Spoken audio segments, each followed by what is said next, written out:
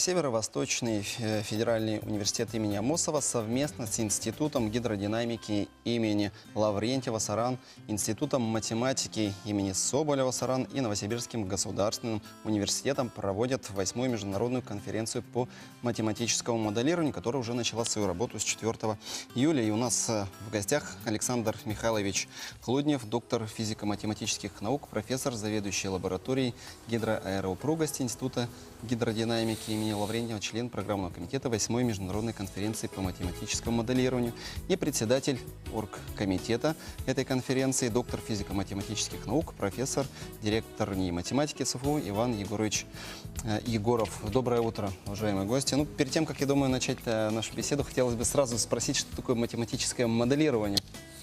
Ну, математическое моделирование состоит в том, что любой реальный процесс, который происходит в природе, можно описать с помощью математики, уравнений, с помощью уравнений и так далее, используя законы физики, химии, биологии и других наук. А по каким направлениям будет проходить конференция? Я уже немного ознакомился с программой, знаю, что там порядка 8, по-моему, секций будет, направлений. Ну, первая секция у нас самая старейшая секция, не классическое уравнение математической физики. Ну, слово математическая физика означает, что это с помощью физики изучается, описывается уравнение, которое реально описывает вещи, которые, скажем, вот мы с вами общаемся с помощью колебания звука, оно описывается волновым уравнением, и вот тепло распространяется внутри этой аудитории, благодаря его тоже можно описать с помощью уравнения теплопроводности, так называемой. Да? Ну, сейчас наука развивается, и процесс, у нас реальный процесс тоже изучается.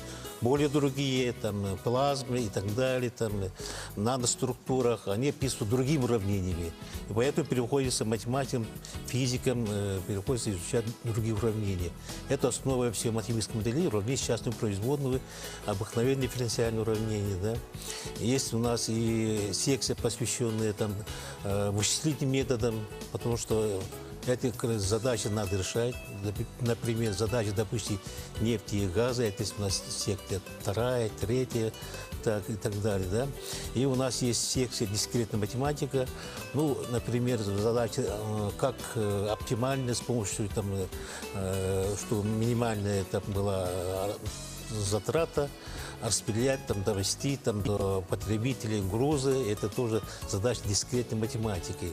Так? Ну да, даже вот, как вы говорите, мы сидим здесь, и уже математические уравнения можно как-то решать, да? Да? Александр Михайлович, а вот какую задачу вообще ставят организаторы, проводя такую конференцию? Ну, задач несколько. Одна из задач – это собраться вместе и обсудить актуальные проблемы, над которыми мы работаем. Приезжают люди из разных городов, из разных университетов, из-за рубежа приезжают люди. Мы обмениваемся. Часто во время общения приходят новые идеи, ставим новые задачи. Вот и одна из задач. Вторая задача – это просто поделиться теми навыками, теми знаниями, умениями, которыми мы располагаем к данному моменту. И в этом смысле это некое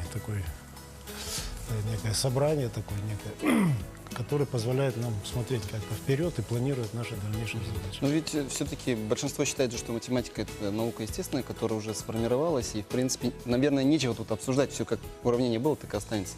Наверное, это неправильно, да, так считать? Конечно, это не так. Дело в том, что конференция, она направлена в каком-то смысле на изучение таких прикладных задач, то есть она имеет такой прикладной оттенок. И мы изучаем проблемы, связанные с приложениями. Ну, скажем, одна из секций посвящена моделям механики сплошной среды. Это тоже такой довольно широкий раздел. И с помощью моделей механики сплошной среды изучаются конкретные физические объекты, конкретные физические явления. Но в качестве примера я скажу, что...